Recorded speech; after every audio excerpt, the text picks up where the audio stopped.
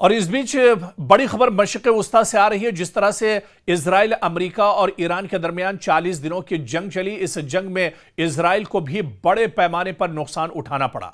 जी हां, जिस तरह से ईरान लगातार पलटवार कर रहा था मशरिक़ वस्ता में, ईरान की पहुंच, दरअसल जो मशरिक़ वस्ता के ममालिक हैं जहां पर ईरान का इंफ्रास्ट्रक्चर है वहां तक ईरान की पहुंच थी, या फिर ईरान के बैलिस्टिक मिसाइल और ड्रोन की पहुंच दरअसल इजराइल तक थी। और इसी वजह से इजराइल पर ईरान के हमलों से काफी ज्यादा इजराइल के अंदर नुकसान हुआ है। खासतौर से तल अवीव, जो बहुत अहम शहर इजराइल का माना जाता है, यहां पर बहुत ज्यादा नुकसान ईरान ने पहुंचाया है। बड़े पैमाने पर ईरान के हमलों से तल अवीव के अंदर जानी और माली नुकसान इस बार इजराइल को उठाना पड़ा है।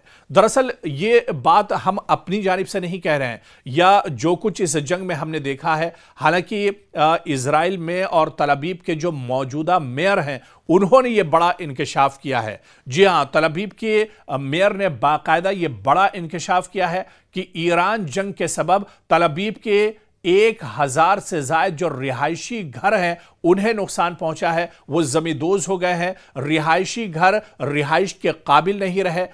जबकि इजरायली हुकाम ने ईरान और लबनान के साथ 40 रोजा जंग में इसका जो नुकसान का तखमीना लगाया है वो तकरीबन $17.5 अरब एक तरह से बताया जाता है। $17.5 अरब इसका तखमीना लगाया गया है जो इस 40 दिन की जंग में इजराइल को नुकसान पहुंचा है। और दरअसल ये इंकशाफ खुद तल अवीव के जो मौजूदा मेयर हैं उन्होंने किया है। दरअसल तल अवीव इजराइल का माशी और शहरी मरकज है, बहुत अहम शहर यह माना जाता है इजराइल का, जहां किसी भी सिक्योरिटी बहरान का फौरी असर शहरी जिंदगी पर भी पड़ता है। शहरी इंफ्रास्ट्रक्चर को बराह रास्त यहां पर बहुत बड़े पैमाने पर नुकसान पहुंचा है ईरान के हमलों से। मिसाइल या ड्रोन हमलों की शिद्दत की वजह से भी तल अवीव में काफी ज्यादा नुकसान हुआ है। शहरियों की बड़ी तादाद को आर्जी नकल मकानी का सामना भी करना पड़ा है। बहुत से शहरी तो ऐसे हैं जिनके घर पूरी तरह से तबाह हो गए हैं, चारों तरफ मलबा ही मलबा नजर आ रहा है। और ऐसे में इन रिहायशियों को या तो टनल में या फिर आर्जी कैंपों में एक तरह से अपनी जिंदगी गुजारनी पड़ रही है।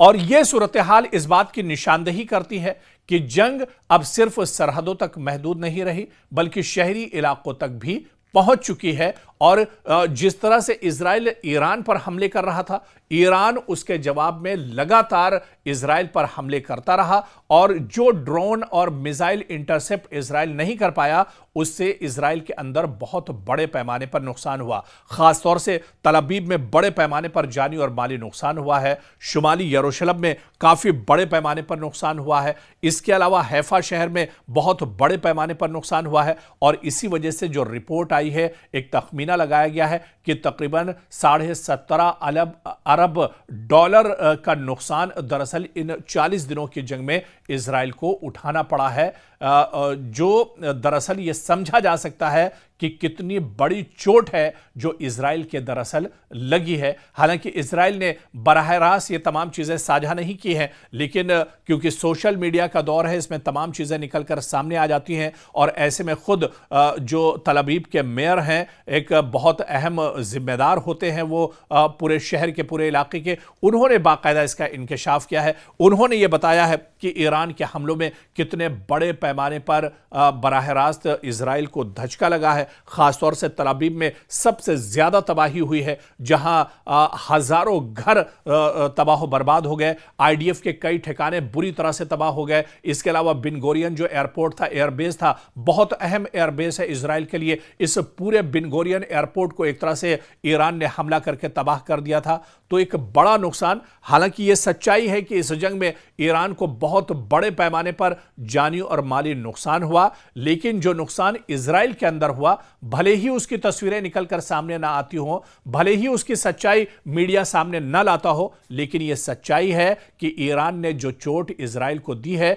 इसकी भरपाई करने में इजराइल को एक लंबा वक्त दरकार होगा। और एक लंबे वक्त तक इजराइल दरअसल ईरान की इस मार को याद रखेगा।